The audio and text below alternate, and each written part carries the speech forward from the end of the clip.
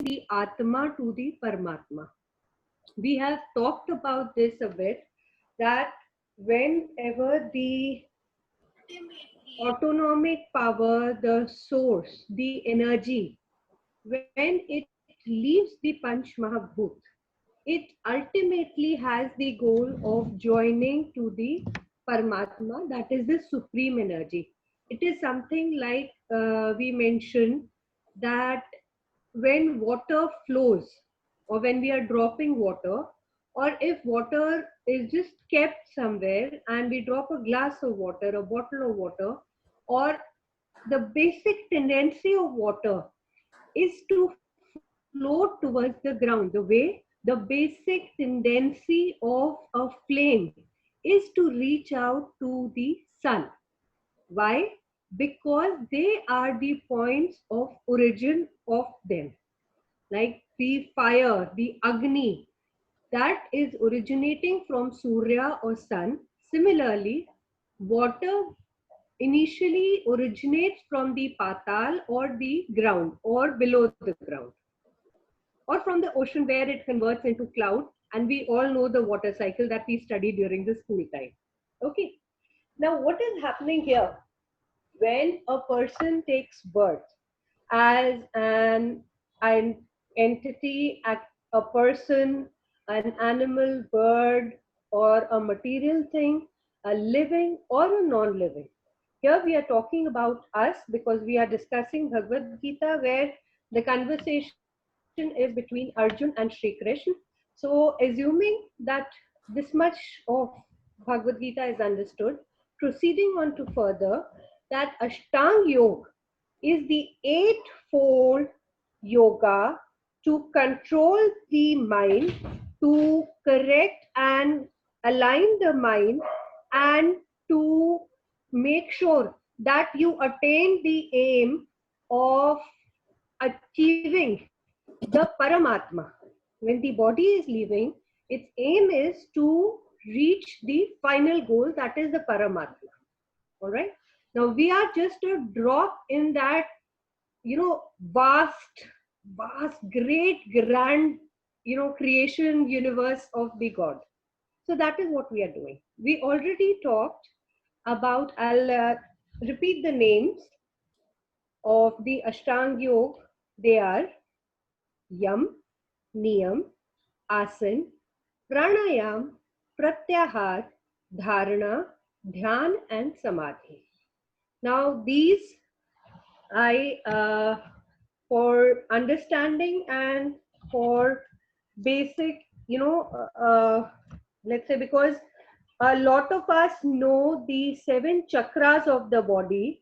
Now, if you can again look at those 7 words that you said in English, because actually I'll be repeating them per se, but here, okay, just a minute.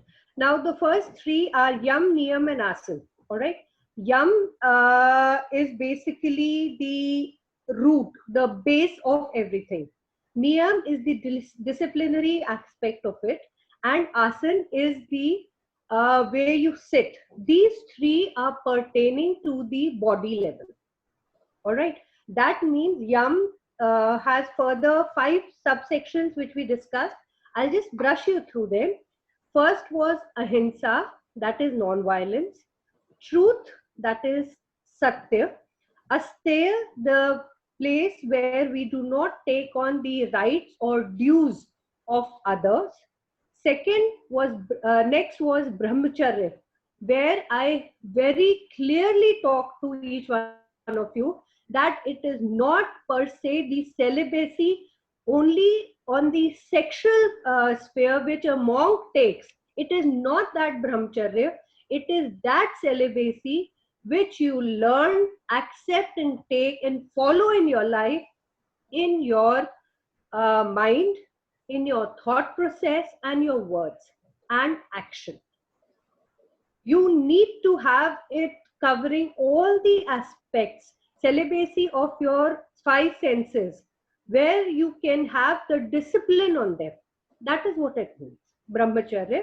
And last but not the least was aparigrahata. That means the tendency, the habit of collection or hoarding. We want to hoard and collect everything.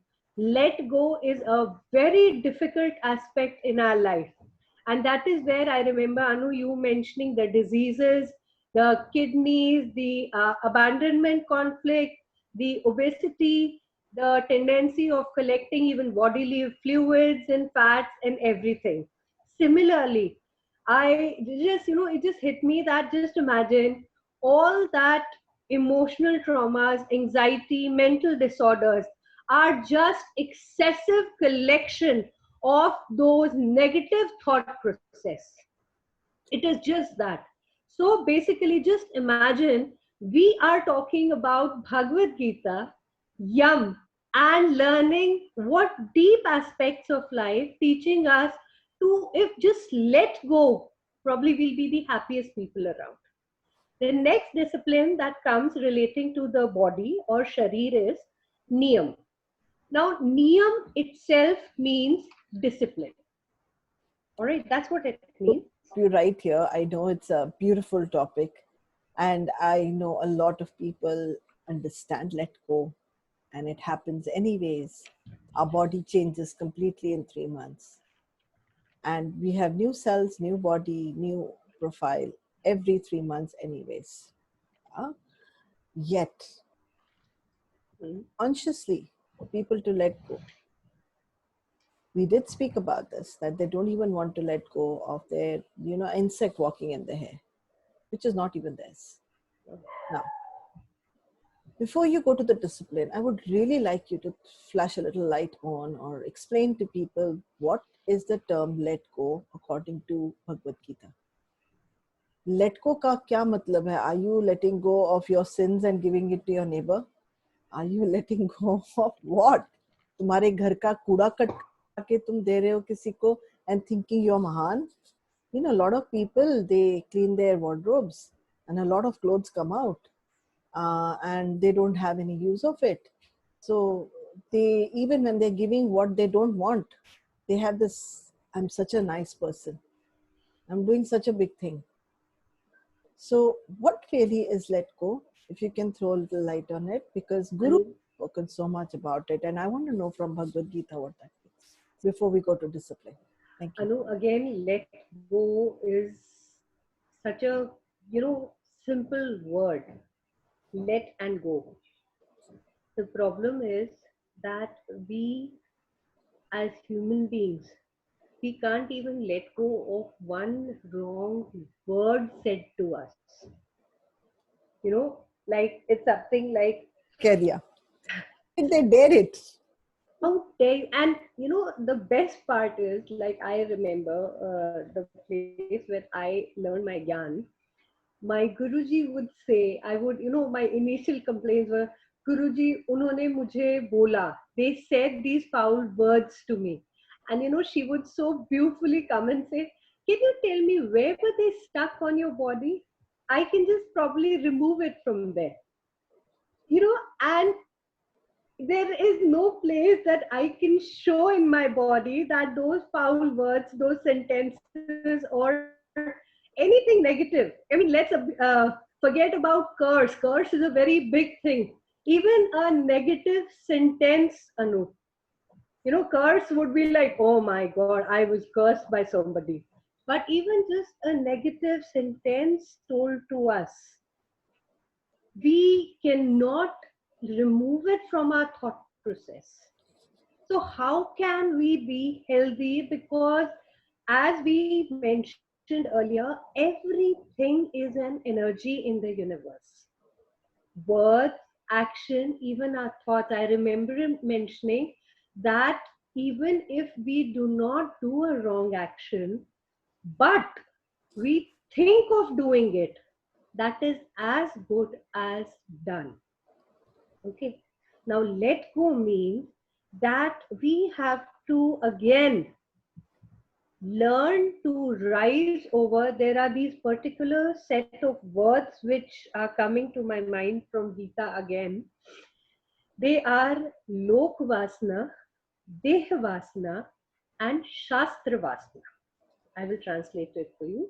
Lok is public. Vasana, any kind of vasana is lust. Okay. So that means Lok Vasana is public lust.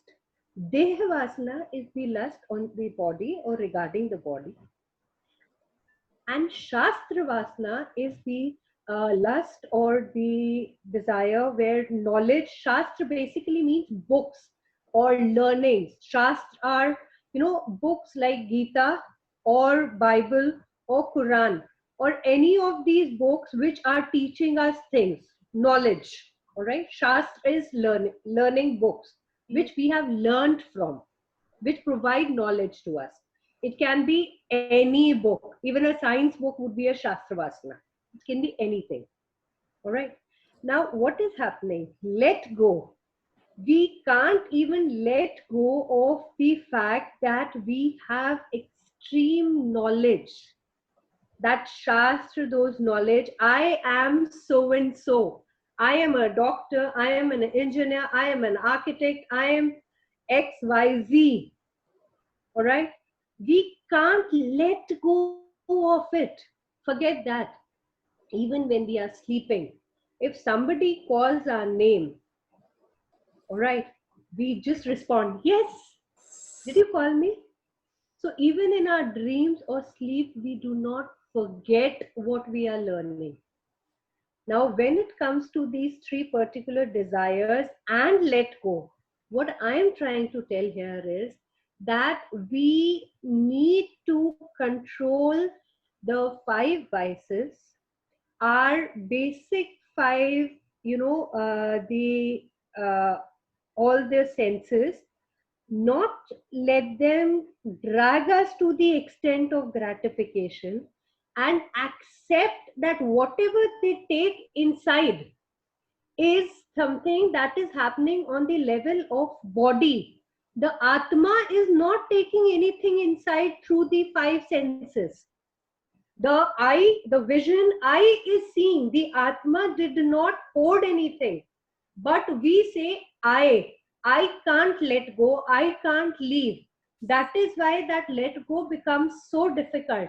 Anu, the day we learn through Gita the differentiation between, again, the Panch Tattva, the five Indriyas, that is the eye, nose, mouth, touch, hearing, and vision.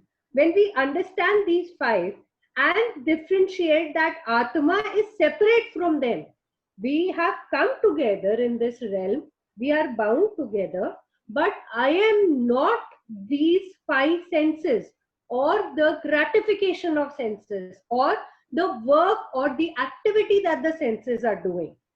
Only then we will be able to let go, because then we will be able to talk like Sri Krishna, who is saying that I have seen all this drama already, but because I was supposed to take part in this particular scene, I have taken birth as Sri Krishna and am a witness to all that was in the past and what is happening today, and shall again be witnessing what is going to happen tomorrow. So that is how let go can happen. Otherwise, it is very difficult to let go anything. I'm going to just add a little here, Archana, because I want people to become aware. If you didn't hold it, you didn't have to let go. It is you who held it in first place, whether it was the light that went into your eyes, whether it was the food that went into your stomach. You always had a choice to let go. You always had a choice to reject it or accept it. The minute you accept it, you've also said, I'm holding it. And the minute you hold it, you should know for how long to hold any relationship, how long to hold a job, how long to hold that money, how long to hold something. So anything that comes has to go. And if you realize that we cannot be holding our breath, we'll die. Similarly, we cannot be holding to all this money, we will die. We cannot be holding to all these clothes, we will die. We cannot be holding to all this knowledge, it's not yours. Something that is not yours has to be distributed, has to be given away, has to be let go. And very interesting when you were talking, what the Atma and the basically the spirit inside and the senses are different. it just struck me how beautifully, if we understand that we hold the memories in our eyes, we hold our loved ones inside our eyes. And if we look at the Sri Krishna, then the big eye is not existing. It's a small eye that's holding all this inside. And you are thinking that your eyes will always get up in the morning and see the people who you love. Will always get up in the morning and see your house. Will always get up in the morning and see your helper helping you. Will always, everything will be just the way it is. And one small change we cannot take, because our process of let go and adjustment is so difficult, because we think we have to do it. Beautiful people, we don't even let our shit go out, and that's constipation. We don't even let our shit go out. We don't even breathe properly, and that's karma. So let go, be free flowing is what Archana is saying. जो आया है वो जाएगा और उसको जाना ही है. If we understand this and with humbleness and with gratitude we let it go, our life will be more beautiful. Thank you. There is a very beautiful sentence, Ant likhaye mandal mein aaye. That means that mandal is the realm that we have joined as probably any of the creatures or human beings. Once we take the first breath, the date, time, place of where we shall take our last breath is already written. It is just that we are not aware of it. And people who do a lot of gyan, samadhi, and meditation are capable of understanding the you know, time relevance, where the realms, where the time also does not exist and matter. When they understand all that, that is how they can actually say that that particular day, that time, I shall renounce my body. That is how it works. All right. Now, coming back to this niyam and discipline. Basically, niyam or discipline, when it comes to chakra, like first of all, when we were talking about yam, we talked about the base or the root chakra, which we were correlating it to. Now, root chakra is covering our ovaries and prostate, basically. When it comes to the niyam, the discipline, that covers the sacral chakra. The sacral chakra is the last bone or the coccyx in the spinal cord. All right. Now here, uh, just to share with people this energy. See, we are, whatever we are talking in terms of energy. When we are talking about the chakras, they are the 7 main beautiful chakras from the base of spine till the head of a human body on the vertebral column. Each of them are energy sources. When we talk about the Muladhara, the Swadhisthana, the Manipur, Anahat, Vishuddhi, Gyan, and Sahasrar, that means the root chakra, the sacral chakra, the solar plexus chakra, the navel area, the heart chakra, the throat chakra, the third eye or the pineal gland chakra, and the crown chakra. Now, all of them are potent energy places. What we are doing, managing the yoga and the chakras. I'm just trying to combine this, and for the viewers, I'll give a written, small setup for all of you to understand how we are correlating it. Now, when we are correlating these, the way of yoga is to energize that chakra. And that is what they say, that when the Mooladhara is, curtailed, or the root chakra is taken care of, that means everything else will fall in place. Once it is energized, everything else will fall in place and work in a normal position. Now, when it comes to the niyam, here the chakra we are talking about is the sacral chakra or the coccyx of the spinal cord. Now, this is also called Swadhisthana chakra.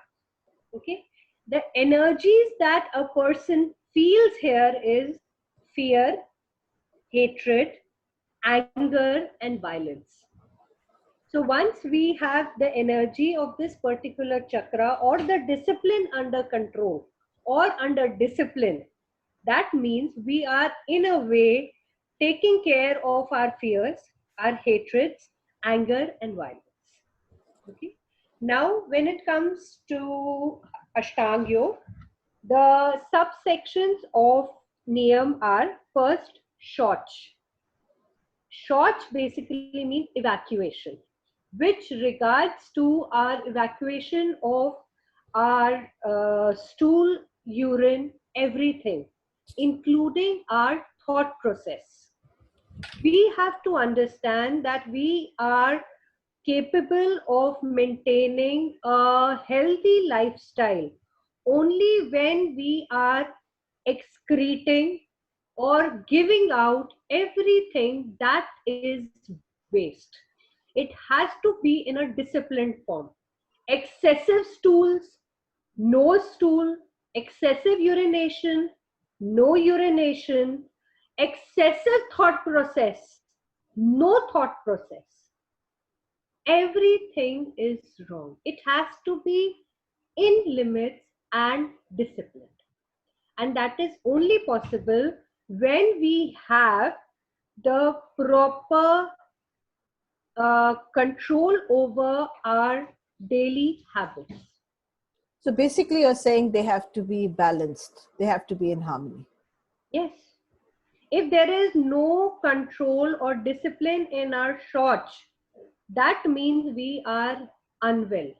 I should not be saying this, but sorry, our country, we are toilets around the place, despite Bhagavad Gita.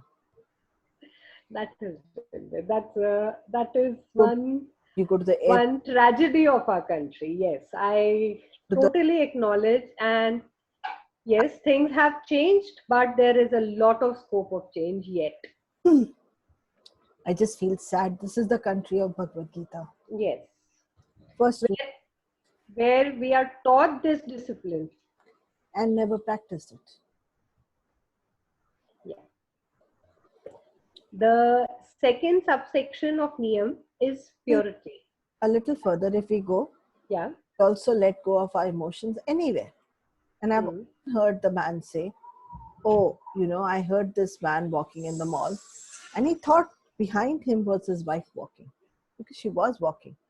Somewhere halfway through, she got lost. There was someone else walking who he thought was his wife. He was so used to not looking at her and just screaming. He turned around and just screamed loudly. And then he realized, oh God, she's not his wife. And he says, I'm so sorry, I thought you were my wife. Basically, I can shit on my wife. And I'm apologizing to the other woman and telling her, well, I thought you're my wife. I really thought I could do this. It's this that I'm talking about that is so interesting, that we haven't learned to kind of let go in the right place, in the right space. So beautiful people, if we were to actually look at Bhagavad Gita, let's all try our best to be in balance, and also make sure that we have our, you know, it's the same thing with the sexuality manners. They were never taught. They were never taught. No, never. Considered normal for a man, even in our movies, Bollywood movies, the man is busy harassing the woman, singing songs like Chalti Kya Khandala. And we think that the man is wooing a woman, and we do not understand the difference between getting stalked, getting loved, or getting abused and getting raped. So it's a very difficult line for everybody to understand. Guys, I'm going to go off the camera for a minute because I need to change my place. You can see the light is walking all over my face. No problem, Anu. I'll continue further from here. Yeah, thank you. Yeah, you can do that. Okay, now that we are talking about pavitrata or purity. It is purity in and out. It is not just the purity outside, but it is the purity of your thought process, your words, and your actions. It is always said, you rather be clear than clever. And similarly, you rather be pure than anything else, than any kind of, mix match things happen.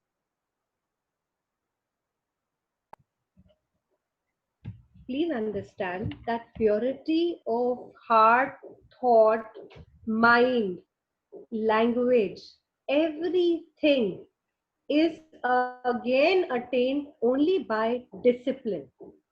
You cannot be pure from inside and outside. We have been insisting on this since quite some time, that your thought, your words, and your actions need to be pure and clean. That is another subsection of niyam. The next one is santosh. Santosh is satisfaction. Wherever you are kept, wherever you've taken birth, wherever you're working, whatever amenities you are blessed with, learn to be happy and satisfied in that situation. That is a very important trait in the subsection of Niyam, where this discipline is teaching us to be in control and satisfaction. If you are not satisfied, you are not happy, you can never make anybody else happy. It is not possible. And if you just have eaten one toast of bread with a glass of milk, that is sufficient enough to sustain you. And if you are in gratitude of it, you will be able to make so many people happy, come what may. So that kind of satisfaction we are talking about, that kind of uh, satiated feeling we are talking about, where the things that you receive, things pleasant or unpleasant, they can be words, they can be gifts, they can be situations which are pleasant or unpleasant. That is what we call प्रीति या अप्रिय. Priya is something that is dear to you. Apriya is something that is not dear to you. So that means it can be any of those, and still the way in Gita it is said, sukh dukh labh hani har sthiti mein main santusht hu. That means that in sadness or happiness, gain or loss, that is profit or loss, I remain balanced or satisfied in both of them. In life and death, I do not go around whiling away or crying or creating a scene when I go through a tragedy like death.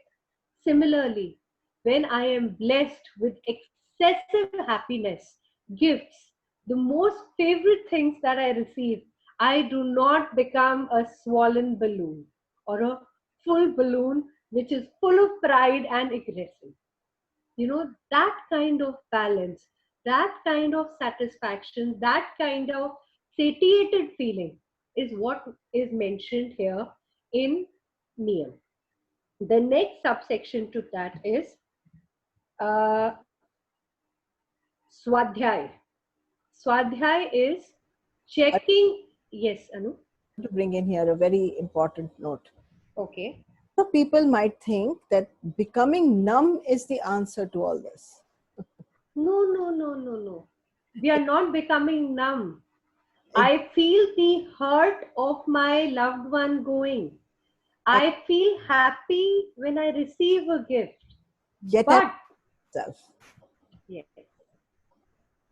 It is about being in a place of not making too much of meaning of either of the two situations. And staying in your place and being very humble, it does not mean that you're going to become numb from tomorrow. And numbness can then again cause so many diseases which we think becoming numb or cutting off from love or cutting off from loved ones will save us from getting hurt. She's not talking about that, guys. No. It is just being Anu that when we go to place or houses like here in India also, like even today I went to meet somebody expired. There's a tendency of crying too much, showing too much. I might feel excessive pain of my loss, but that state of being non-reactive. Not that I do not get hurt, I do not feel the pain, I feel it every now and then. Like I remember mentioning again and again, I lost my mother-in-law. And there's small things, standing in the kitchen, I would remember that she said this and it hurts. Her anniversary just went by 2 days ago and it hurt. Yes. But on that day, what did we do? We cooked the meals, the dishes that she really liked. The whole family got together and we savored them, remembering her. It's not that you do not get hurt. I think it's very pain. I mean, I'm not teaching you to become stone. No, people know. But half of the time, if we understand and realize that we blow up our reactions, if we get a Mercedes, the amount of pomp and show, or a BMW, we want to drive it out and zoom in, on the road and show off. I'm just saying, thank God that you got that car and just drive like a normal person. Don't go crazy. That's all. That you do not let loose of your senses when you receive something that is so precious to you, because today you have received again, it's a sine curve, Anu. Today you are here, tomorrow for some reason your car goes and mugs into an accident and gets crushed, then you are down there. It's a dip. All right. So what Niyam is teaching us, what Sri Krishna is teaching us, that if you are in a state of balance under both the situations, then you will not be running around like the sine curve. Basic And saying okay, that our life curve is almost like the ECG of our heart. Okay. And if we can have a little bit of a more plateau over there, life would be a better story. Not just that, if we understand and that we don't have to make too much meaning out of this or that, we can be more satisfied and more complete in our life, because we're giving too much of meaning to the external and too little meaning to our spirit inside us. And that can be so tastefully created then. Up and down is part of life. I also believe that our life is more like the snakes and ladders. yes, And then you come, and then you come down, and then you start all over again and go up. I know. Every time you're reaching the 100, you are bitten by the longest snake in the world. Absolutely. Play your game of life like you play snakes and ladders. Don't make it a serious business of life, because when you make it a serious business of life, you stop living and you start thinking only about death. Over to Archana. And we need to again play everything in a righteous way. Anu. We can't be cheating or just trying to be street smart. Doesn't work in the long run. That's exactly what discipline is teaching us, or niyam is teaching us. The next aspect of niyam is ishwar paridhanta. Ishwar paridhanta means that following the roads or the laws or the disciplinary rules made by the Lord. Something like as basic as, since we are kids, we understand our parents saying, don't lie. It's not a good habit. It's so basic. All right. झूठ नहीं बोलना चाहिए, अच्छी बात नहीं होती. It's not right to lie. right? Now, here what we are learning is that Ishwar Paridhanta is just following the rules set for us and being a righteous living. That is again in a disciplinary form. Okay. The next aspect here that comes with us is asana. That is one of my favorites. These days, we see people having so many problems regarding, spine, joints, bones. All right. Here in asan, we are being told asan is taken care by the Manipur chakra. Okay, we are talking about the chakras, so I'm just mentioning. It is taken care by the or ruled by the Manipur chakra. That means the solar plexus chakra. That is right near the navel. All right. Now, this particular chakra, whenever taken care of, all right, it clarifies sandeh, that is doubt, and vichar. That means whenever we are energizing this particular chakra, we are overcoming doubtfulness in our body and energizing ourselves with right thought process. Sandeh and vichar, that doubt and thoughts. All right. Now, asan means the place where you are sitting. Okay. There's a very beautiful word that comes that is called sthir sukham asanam. Okay. It has three parts. Sthir is something that is fixed. Sukh is something that is giving you pleasure. And asanam is the posture in which you are sitting. Anu, in today's time, this is one of the biggest things that I am seeing not happening, especially with our children. Elders also go through it. There is never a, you know, followance of correct posture of sitting or standing. They are sitting like this, they're sitting like this, they're lying like this, or they are like, I mean, it is never the right posture of sitting. Now, Bhagavad Gita here is telling us you need to sit straight, vision in front, head, neck straight, shoulders back, spine erect. And it is Sthir Sukh Asanam. That means in the posture or position that you are sitting, you need to be fixed in it. Sit in there. You know, we see children, they never sit even for 2 minutes in one posture. They're always moving. I mean, you're just moving. You're never fixed. So that's sthir, that discipline of sitting, especially this pertains to sitting on the ground with your knees folded and the spine erect. Sukh asanam. Sukh asanam means it is giving you pleasure. Now, when I was reading about all this, they actually guided us. There's a very beautiful sentence that came that because we are talking about it, I am not going to make you do it here.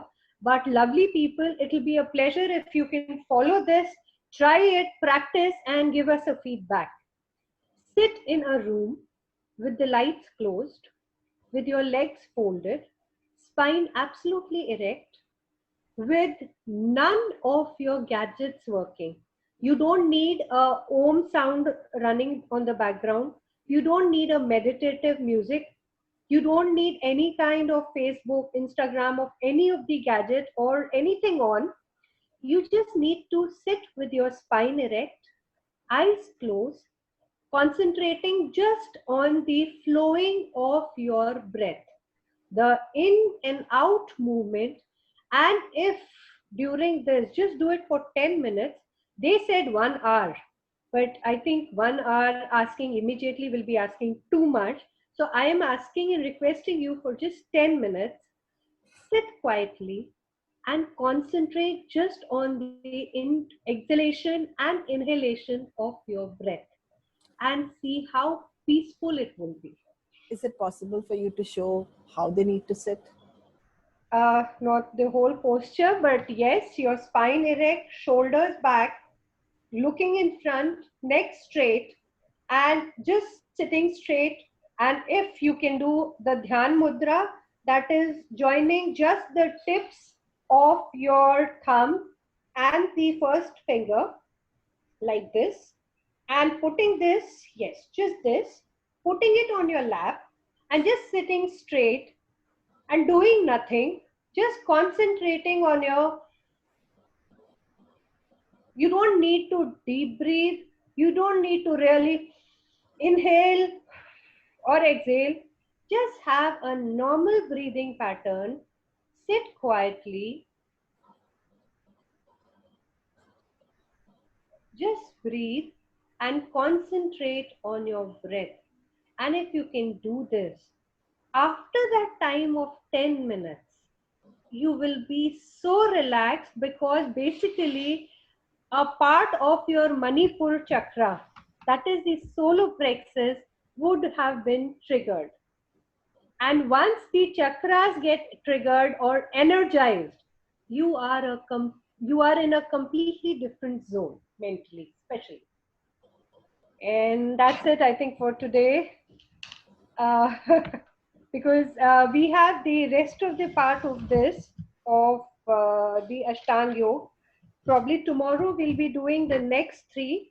That is the pranayam, pratyahar, dharana. That is regarding the mind. Today we are completing the aspects regarding the body.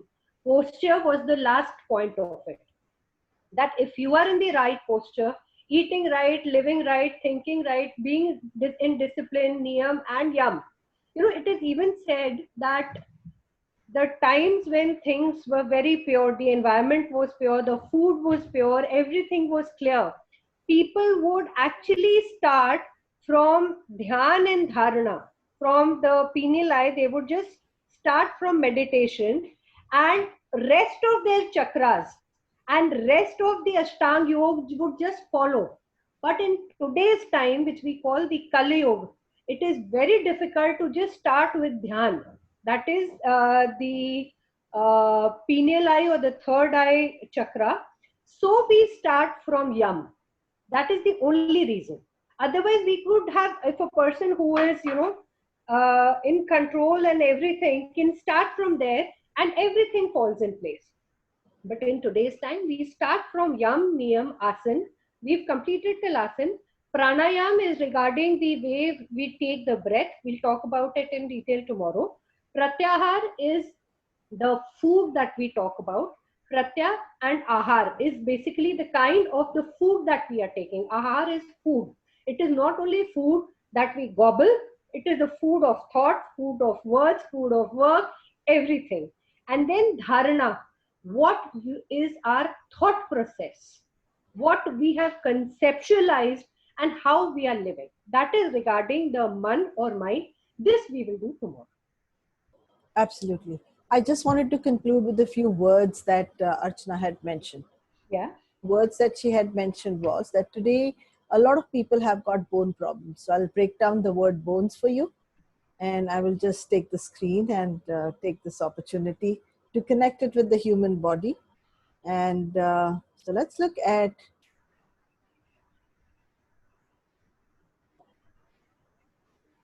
bones. This is how it can be one.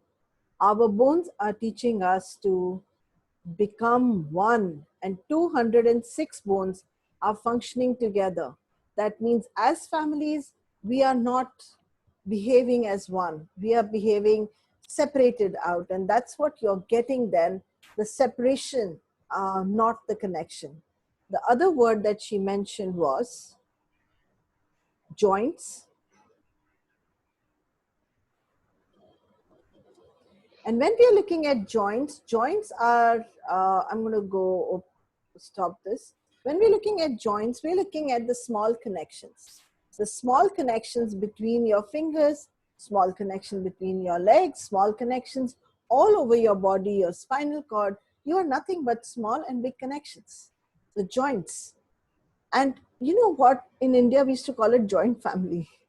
But we always have the joints, we always have people in our relationships who like mediate between the two people, who are the people who join the family. They are the joints of the family. Just see how your relationship is with them, and then just check out why your joints are paining. So look at the bones and the joints. I just thought, Anu, give, when you're mentioning this, I'm just remembering something. go ahead. It's a very beautiful thing, something to do with joint families and all. There are two beautiful fruits. One is the muskmelon and one is the orange. Now, orange is like one of those joint families which, when we look from outside, it seems to be one piece. All right. It's just that when we remove that skin, when we remove that upper layer, we realize that there are so many divisions inside. Whereas when we look at one of those striated muskmelons, which has lines outside, but those lines are just outside. Inside, when we remove that peel, it is one joint family. So, Absolutely. my dear people, let's become like that beautiful muskmelon. We might appear to be different, of different opinions, thought process, actions, whatever from outside. But from inside, we are all one. And that's what Gita is teaching us. And beautifully, COVID has actually joined the world because it is saying that though we look segregated from outside like the muskmelon, we are actually one, and all the country people, no matter what culture they belong, no matter how much money they had, we all got the same disease. So we must be one under all this. We are. Absolutely. So Namaskar, everyone. God bless. Have a great day. Bye.